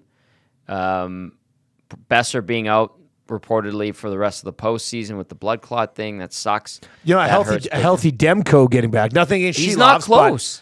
Yeah. He's not close. Murph was saying it. He's like, I don't even think Demko would play if the Canucks get to the conference final. Yeah. I think IMAC. Well, then for sure they'd want to play the Canucks. Yeah. For sure they. I was just thinking if they're like Demko's good to go for game one, they'd probably rather be shooting on Stuart Skinner than Thatcher Demko.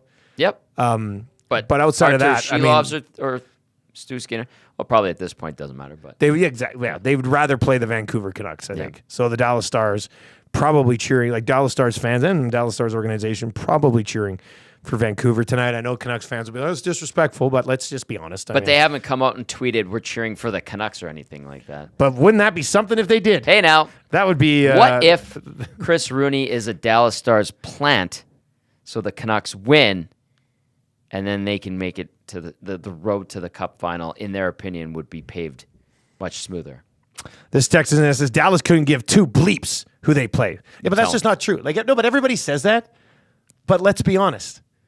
Who would you rather play? Connor McDavid and Leon Draisaitl, or not Connor McDavid and Leon Draisaitl? Not Connor McDavid. Exactly. So don't give me they don't care who they play. I get it. They're good. We're here to win. I think Dallas probably going to be the favorite no matter what in that series. Yep. Probably should win it.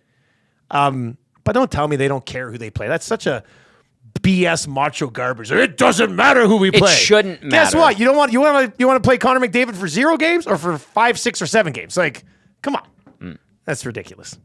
I'm sorry. I'm done with that BS. I love it. You're getting fired up now. No, I mean, we've been going on an hour and 23 minutes. I'm doing 3 hours this morning. Yeah. Like, that's okay. I only have well, yeah, you still got 5 hours of on air. Or no, 4, 3.5. You gonna go home in between? I have to. Yeah. Dog needs to go to the bathroom. Oh, you got the dog right now? I've got the dog. Oh, because the parents are out at the WPT. My brother went to Vancouver or Kelowna. So. What'd your dad go all in with? Jacks? Queens? He didn't say what he had. He said but he got had rivered by pair. a king, right? He got rivered by a king. 2 guys called him. He went for it. He said it was a great experience. Good for him, man. That looks so fun. Does he play a bunch of online poker? Yeah. Oh, that's cool. It's become a thing that he does now Really? since he retired. Oh, man, you got to have a hobby. Poker. You got to have a hobby. Yeah.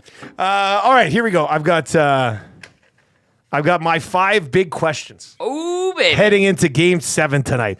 Are you ready for these, everybody?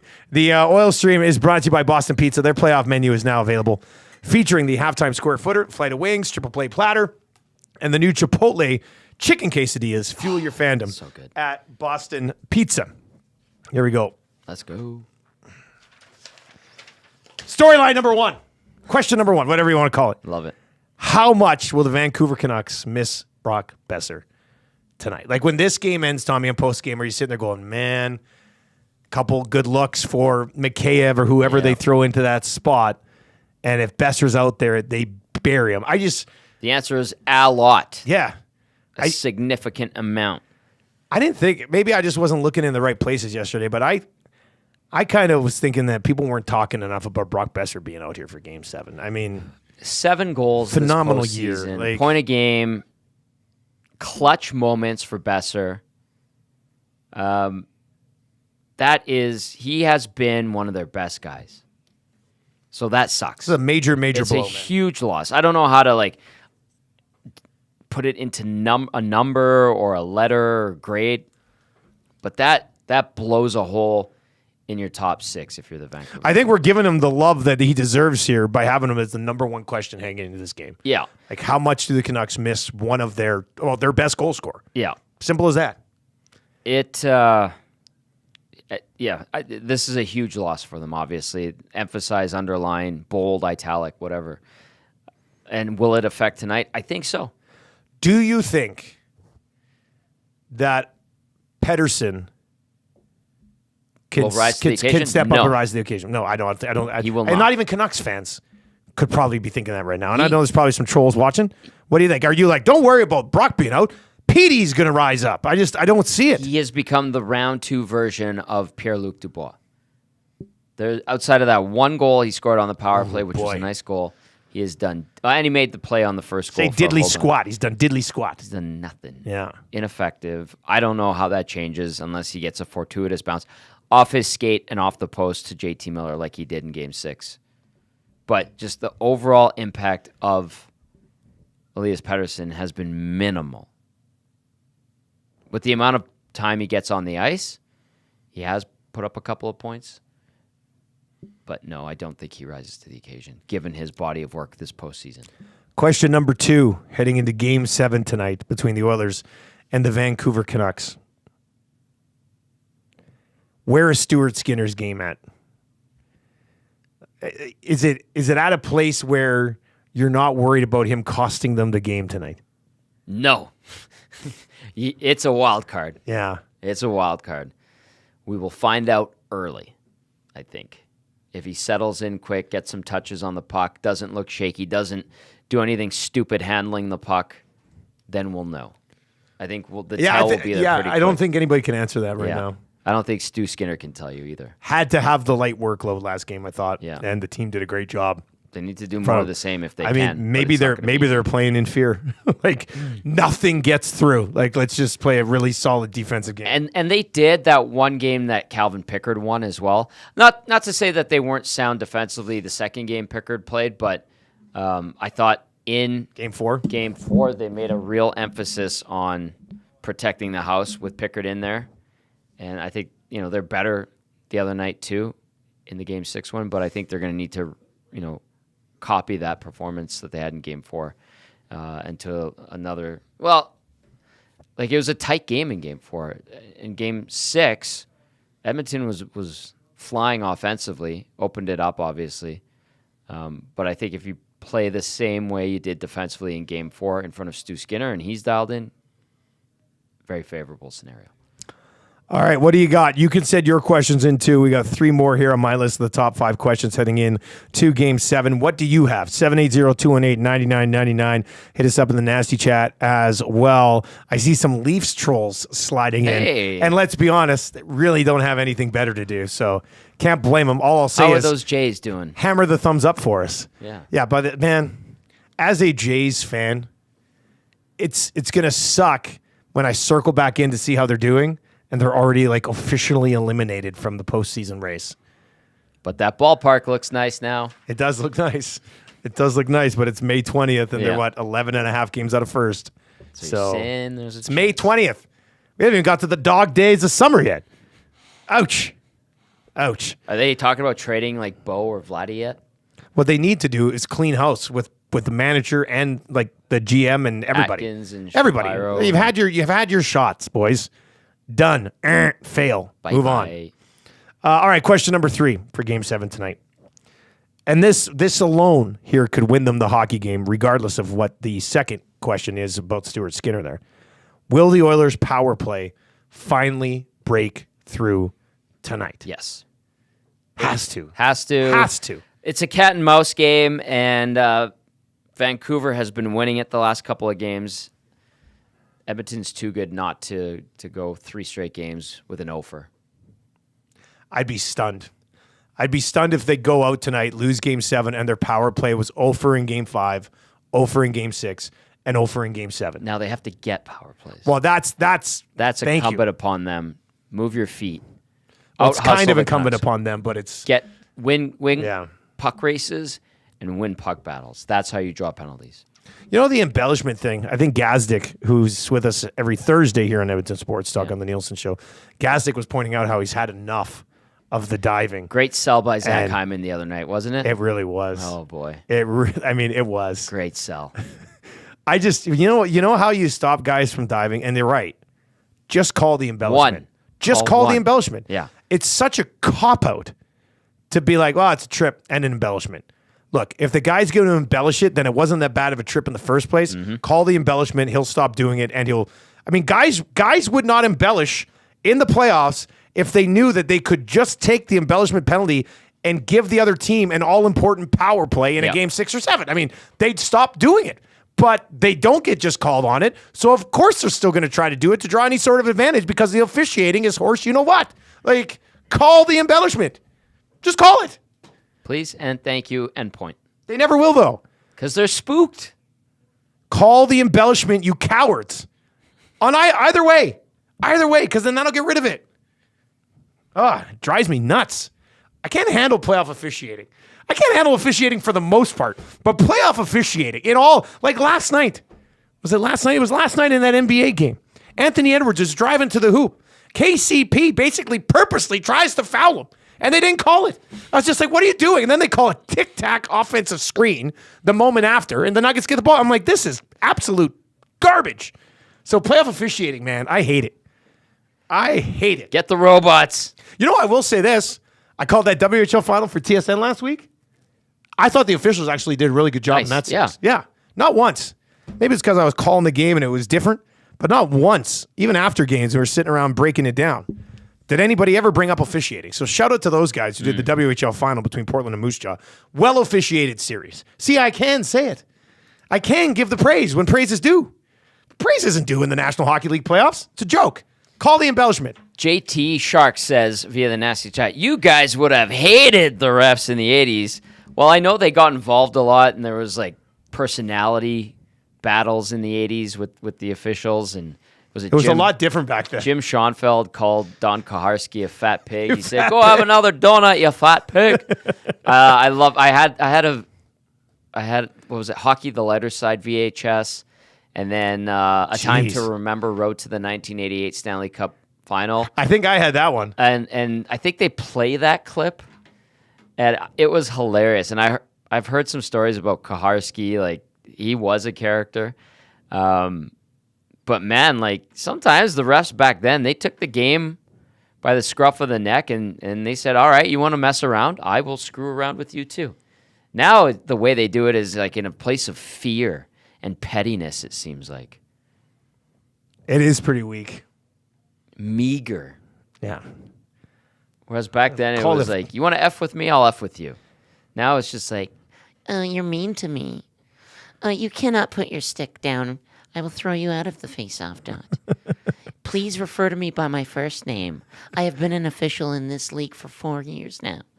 That's how I imagine they sound. I just don't put your arm up and be like, that's a trip. You know what? Also an embellishment. Yeah. If it's embellishment, then don't call the trip. Send a message to these guys and stop it. I will not call it a goal because I'm not even sure. Your officiating invitation is right out of nowhere, and I love it. I love it. That's how I envision them speaking. The oil stream is brought to you by Boston Pizza, also in part by 100.3 The Bear, Edmonton's best rock. And you've been joining Jess in the afternoon. She's not on today. No, tomorrow I'll be back with Jess, win or lose. All right, well, that'll be interesting. She's awesome. Go check out Boston Pizza tonight. Order in or go to the restaurant, go to the lounge, hit up a Boston Pizza tonight, take advantage of their playoff menu. Kyle says, Chris Rooney is a ref tonight. Canucks are 11-0-2 with him in the game. They're 11-0-1, and we've already talked about it, so we'll go with that. I saw somebody just tag me in a tweet that says, if anyone wants the records for each team without clicking on the link, the Canucks have a 15-3-1 record over the last 3 years combined with these two officials. The Oilers have a 14-10 record over the last 3 years with these combined officials. Do with that information what you will. So both teams have winning records with these combined two officials. Okay. So we'll just we'll leave it at that for now and go from there. Can I get to question number 4? Yeah, sure. All right, let's get to question number 4. You want me to 4. talk like the refs again? Yeah, I want you to... 5 sensies, please stop. No, I want you to talk like the refs the rest of the show. I can't. It hurts my soul.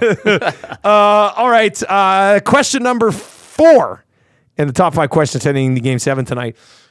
Do the Canucks somehow find a way to get it done again? I could see that happening. Right? That's the thing. Yeah, this team is scrappy, resilient. Like, I could almost see them being outshot 40-23. Right. And winning 2-1. And they have found ways to rise to the occasion in the most unlikely of scenarios. So it's kind of in their repertoire to do that, because they have, and to beat adversity that has been thrown at them. And they're getting more adversity in the fact that they're losing their best scorer in this postseason, a guy who has come up clutch in huge moments. I think back to that game against Nashville where Besser scored with 6 seconds left. So, yeah, I think Vancouver could. It's incumbent upon Edmonton to nullify that as best as possible. Edmonton, in a way, broke through, obviously, on the score sheet, but they got this series out of the trend of one-goal tight games. Can they do it again? Sure. But Vancouver has had the ability to be scrappy, stick with it, believe in themselves, and come up with big moments in important games. So, yeah, I think Vancouver can absolutely do that again tonight. Portions of the Oil Stream brought to you by CoolBet, where the EST parlay is now available. It is up. Good looking out. Was that Spency 5 Centsy? Yeah. DGen update. EST parlay is up plus 500. Boom. Here's what we put together for the EST parlay. Texted this to the boys earlier today. Go to coolbet.com to hop on this. If you have not yet signed up for an account at CoolBet, use the code LOCKSHOP. All one word. LOCKSHOP. All one word. When you sign up, you get a 100% deposit bonus on your initial deposit up to 200 smackaroos. Leon Draisaitl goal. Somewhat expected. I think Leon finds a way. Sure. Connor McDavid with 1 power play point or more, and an Evan Bouchard point plus the Oilers win. Draisaitl goal, McDavid power play point, Bouchard point, and the Oilers to win. That's 5-1. So if you were to bet $10 on it, you'd win 50 on top of your 10. You get 60 back. That's a good sprinkle. You like? Yes, Tommy, you're learning. You're learning. That's a pretty decent sprinkle. Zactic, what are you working on over there? What are you grabbing? You getting some? Yeah. Smile. I'm trying to get some, the captain some on video. Okay, yeah, let's we'll get Connor McDavid here. We'll give you some Connor McDavid before the end of the Oil Stream today. All right, so there you go. That EST parlay's up. Draisaitl goal, McDavid power play point, Bouchard with a point. That could all happen on one play right there. It could, yeah. McDavid takes it down, tosses it up to Bouch. Bouch fakes it, throws it across the Draisaitl, hammers it home. Check off all those boxes right there, and then if they win, it's 5-1. All right, question number 5. Heading into Game 7, and we'll hear from one of these guys coming up here. Zach Dickum's going to try to grab that for us. McDavid and Draisaitl. What happens in a legacy game, and how much of a legacy game is this, Tommy? This could be huge. This is full-blown legacy game, right? Like they need to empty the tank. I expect that they will, and that's why the Oilers are favorites still. Yeah. This is a monumental game for them, and they've come up short in these situations in the past. They got a dose of reality in 2017. Not that they're going to refer back to that one. Very young, early in their careers. Yes. They lost that playoff round in 4 to Winnipeg. That was a harsh reality. They lost to Chicago in the play-in round. So they've had these disappointments where they didn't succeed, obviously. They lose 4 straight to Colorado in the conference final. They come up short, blow leads in every game in the second round last year to Vegas. If you're them, you're going to, they don't even have to say it, but no more of that. You know what I mean? Yeah. No more of that. McDavid, that clip of him talking, I think it was on, Oilers TV's behind the scenes thing, the drop or whatever. He's like, they doubted us. We rose from the dead. I think all of those scars from the past have prepared them for this. It's supposed to, right? Go and seize the moment, just like I said. And they're the two guys that have to be the thoroughbreds. I mean, considering the conversations that will pop up in this market in the offseason. They're already popping up. Yeah, well, we're trying to ignore them for now until the offseason arrives. Not needed just yet. Yeah, but soon. if they come out tonight and lose this game and Draisaitl or McDavid are not in fine form, I mean, you look back on the McDavid-Draisaitl era and you go, yeah, well, what happened in that Game 7? You know, if they never deliver a Stanley Cup here, which I still think they will at some point because they're too damn good not to. Yeah, this is a big-time legacy game.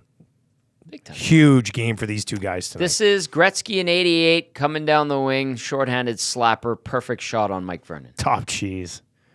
And the camera angle, whoever the shooter was for that, caught it perfectly. You couldn't have shot it any better, I don't think. It was brilliant. Yeah, that was really well done. That's the type of game that you expect these guys to have tonight. So it's big. It's a big one for those. Like it's big for everybody. Like you want everybody to step up, but the bottom line is these two guys are future Hall of Famers. Mm-hmm. These two guys are at that level of guys who find ways to win Stanley Cups. What did it take Ovi? 13 years. It takes a lot of these guys. Stamkos, it took a long time before he finally got one. Like, it takes a long time for these guys to, you know, for a lot of these guys. And not everybody can be Sidney Crosby, who wins one in his fourth year. Yeah. You know, usually it takes a lot longer to get this thing done. But usually this level of player makes it happen. Finds a way to make it happen. Yeah. And to do that, you have to step up in this type of game along the way. So we'll see how it sorts out. But I think that's a big one tonight. 780-218-9999. JCD 780 says, guys, also I think there's been dealing with an illness around the team and they're starting to get over it. Yeah. Well, yeah, Tommy said that like on Friday that both teams are dealing with a little bit of an illness. So we'll see if they're able to push together. Yeah, it's not just the Oilers on that side. Zach, come let me know when you're ready there, and we can get to Connor McDavid and then go from there if we have time for anybody else. I'm definitely interested to hear what Connor McDavid has to say ahead of this game tonight. We got him. All right. Yep, we do. Let's go. Let's hear what Connor McDavid has to say prior to Game 7. Or is it all about kind of keeping even keel and calm here? Well, obviously, it's exciting game, exciting day. Not every day you get to play in Game 7, so everyone's excited. What are the signs that your group kind of displays this morning that you sort of know and can see and feel like they're ready? I think feels a lot like a regular game day. Obviously, there's definitely a little bit of a buzz in the air. I think those are all good things. You want that normalcy. You want it to feel like part of your regular routine, but also understand that the intensity is going to go up, and you got to be ready for that. Pressure for them tonight. Does that change anything for you, with him not being in their life? They got lots of great players. Obviously, Brock is a heck of a player, and he's played really well and scored lots of goals and done a lot of good things. But they got lots of players. They've had guys coming in and out of the lineup all series, so I wouldn't expect too much different. You lean much on that Game 7 against LA a couple years ago, or is that that experience? I'm not sure. I mean, it's good to have played in a couple of Game 7s, and it's not new to you. But with that being said, it's still only you only play in a couple, so it's exciting. There's going to be as I said, that excitement there, that anticipation is going to be there. So just looking forward to getting going. It's an honor to play in a Game 7. You grew up in Canada, you watched all the games, played it on the driveway, all that stuff. Mm-hmm. What's it like being a Canadian guy? The whole country's watching. You get to play this game tonight. What's it like? It's something that you dream about, playing in the Game 7, especially as a Canadian kid in an all-Canadian series, knowing what it means to, both fan bases, knowing what it means to the country, it's exciting. I'm sure you guys have taken a look at the power play over the last couple of days. How did you feel about it last game, and do you feel like the looks are there and it's coming? I liked it last game. I didn't like it in Game 5, but I liked it last game. I thought we worked hard to get pucks back. We created the looks that we wanted. We just, maybe that last fraction of execution wasn't there that you need to get cleaned up. And yeah. All 5 goals came at even strength on Saturday night. For you guys, when it comes to the execution of the game plan, what was the biggest difference in Game 6 compared to Game 5? I thought we skated really well. I thought we played with a lot of pace. We were good on the breakouts. We came to the neutral zone well. Anytime we've struggled in this series, the neutral zone's been a big problem. And getting out of our zone's been a big problem. So when we get out of our zone and we get to the neutral zone, we're fine. So nobody's been able to build momentum in this series, right? No one's won 2 in a row. Do you feel that 5-1 win, is there things in there that you feel can create momentum, that can make you better in Game 7? I mean, momentum is a thing that everyone loves to talk about. There is no momentum in a playoff series. It's one game at a time, and Game 6 is history, and we're ready for Game 7 and ready to get going. What does the ideal kind of opening 10 minutes look like for your team to know that you're down? Similar to how we've had in previous games here in this building. I've liked our starts in this building. I thought we've been on our toes. We've been playing in their zone, drawing power plays and stuff like that. I think the starts have not been an issue and something that we'll continue to focus on. All right, there you go. That is Connor McDavid prior to the game tonight. Tommy, you take anything away from that one? Or just reading his demeanor. I like it. Pretty calm and cool. Yeah, but also you could tell there's there's a level of nervousness. We talk about it in broadcasting. Good nerves. Yeah. You need to have, it seems like he's in that headspace right now. Also, he looks like a mutt, just with the beard and the hair. Somebody in the Nasty Chat says Connor McDavid looks like he's been in a World of Warcraft raid for 18 hours. Yes, exactly. Put in one 18-hour session on World of Warcraft. That's good. He's in a good spot. RCN is it today. It says, guys, decide for me, Italian center sandwich or a Firehouse sub for lunch. Oh! Now, first of all, I mean, I would suggest Popeyes or Boston Pizza because it's on the oil stream. Correct. However, the guys who run Popeyes are running Firehouse, which is delicious. By the way. Which I haven't had. I haven't had Firehouse yet. We had it the other day. It was so good. Is it that good, boys? Oh, it was phenomenal. It is that good. I was gonna say, because I haven't had Firehouse, I'd obviously say hit up an Italian center sandwich. You can't go wrong with those either. These are great choices. This is like picking the best of the best. Yeah. Right? If you're going to pick just between those two and forego BP or Popeyes, the sandwich, you got to think of it this way, will keep you like full for the rest of the day. Yeah, it will. The Firehouse sub will get you through the next few hours, and then you could load up again at dinner. Depends how you want to approach it. Some people, they want the one meal, and they want to get the sandwich if you're going to do that. But if you want to that sandwich is almost 2 meals. It's so ridiculous. Good. So damn good. Italian center shop is what we're talking about there. But the Firehouse sub that I had was just so good, too. I'm going to have to check out Firehouse here. I was out of town when Furby had his VIP thing on the Monday, so I was doing the WHL thing. So I didn't get invited. Thanks, Furby. Oops. He doesn't. Who are you again? All right, 780-218-9999, 780-218-9999. If you're looking for a place to watch the game tonight, Boston Pizza Lounge, Boston Pizza Restaurant, order in with Boston Pizza as well. Get yourself some Thai chicken bites. I think they're absolutely delicious. Let's hear a little bit. We don't have to listen to the whole Knoblauch thing, but let's take a little bit of a peek at the the demeanor of the Oilers head coach heading into Game 7. I bet you he's going to be pretty subdued. Oh, he's going to crack a joke? The answer is no. Let's take a listen. Kris, are you expecting anything in the way of lineup changes or any new bodies coming in? No, we're not expecting any changes. Everyone's doing pretty well, and Stu will be our starting goalie. The power play, as you guys have had an opportunity to look at it here, I don't expect you to talk too much about tactics, but is there something that was missing or that you can do a better job of, you think, to get a better result? I think missed opportunities, missing the nets, just making sure that when we do have that opportunity, they know what we want to do and they know our setup and where we score our goals. They're going to try and take that away, but we had to move the puck around well to create some chances, some looks, and when we do get that opportunity, then we make sure we hit the net and we shooting with a purpose. Brock Besser will not play tonight. Does that change anything on your side of things, not having him in the lineup for them? Just that we need to not let down, not take a step back and think it's going to be easy.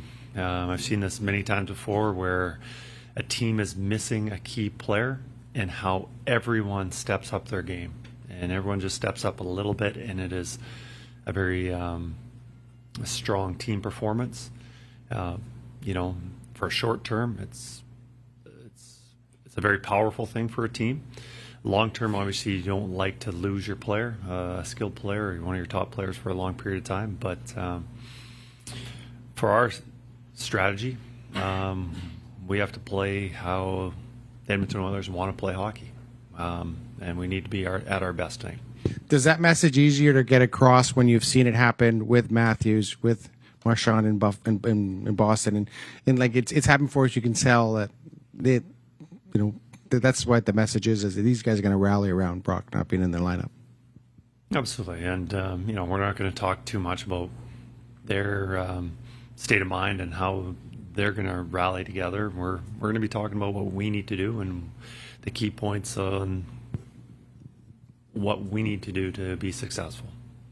Yeah, when you get to this point, you play the same team 6 nights in 12 days or whatever it is. Is there still a lot of strategy? Is there still a lot of X's and O's for a coaching staff at this point? No, these are player games. This is coaches. We've prepared the players. We've talked about what the opposition does, what we need to do. There's very little left for us to intervene, and it's about going out and executing just the small details, winning the puck battles, getting pucks out, all those little things. That's what's important. You may have answered it for me. All right, there you go. That's what's important. Winning the small puck battles, doing the little things, and not making huge errors. Just look after the puck tonight. Yeah. What a game. The interesting thing, and McDavid touched on it a bit too, is he was talking about defensive zone as well as neutral zone and being sharp there, breakouts. He talked about some deficiencies in regard to that. And when the Oilers struggle there, they generally have a tough go, and it does, add to what would be eventual losses. It's something Gager has talked about all season, is he can tell when the Oilers are dialed in, the quick passes, the crispness. So they're going to need that tonight, and they've been at their best when they are sharp coming out of their own zone. And the lack of X's and O's, they're going over video things here and there really quickly, but it's about survival now. That's why we're seeing optional practices. Whatever mandated practices that the Oilers have had in the postseason have lasted all of 15 to 20 minutes, and then it's go, get your rest, and be ready to go for the game. Nice to hear him just say it like that, and let's see what they do with it, because these players you see them we talk about the power plays. How are they not doing power play meetings? I'm sure they're doing a quick video sesh, but they're not inundating these guys with information. They're not sitting down for 55 minutes going, hey, power play. Yeah. This is what, Yeah, it's like, hey, this is what they're doing. And it was also interesting to hear McDavid say he liked some of the looks that the power play had in the last game. I didn't, but he sees the game on 50 levels higher than I do. I thought it was better than the no looks they had on the 5 opportunities in Game 5. Yeah, it was anemic in Game 5, right? So, yeah, we'll see if they can throw a couple wrinkles and this cat and mouse game continues. I think they can generally. All right, GCL Diesel pregame show tonight. 5:30. 5:30. Another huge thing in hockey that I just want to point out. Yeah. This one's from my mom. Camille Valega buried a goal on the power play to put Poland up 1-0 over Kazakhstan. Oh, so that's big. The World Championships. Just I want everybody to know. Read it the way your mom said it to you. Poland is on the board. Camille Valega buries a goal on the power play to put Polska up 1-0 over Kazakhstan. Wow, is that where your mom's from? Poland. I know, buddy. Yeah, she is. What's the plan for the pregame tonight? What's going on? Just a couple of gangsters doing their thing. Good, I like that. Straight up. You, Cass, YouTube, Trev. Yeah, and 5:30. probably Irf Gafar. Yeah, Irf's going to slide in as well. Yes, sir. He's good. He's awesome. Yeah. All right, so that'll be happening. GCL Diesel pregame show tonight, 5:30. Tommy Gazzola here in EST headquarters, because we can't leave YouTube Trev alone in the building for a Game 7.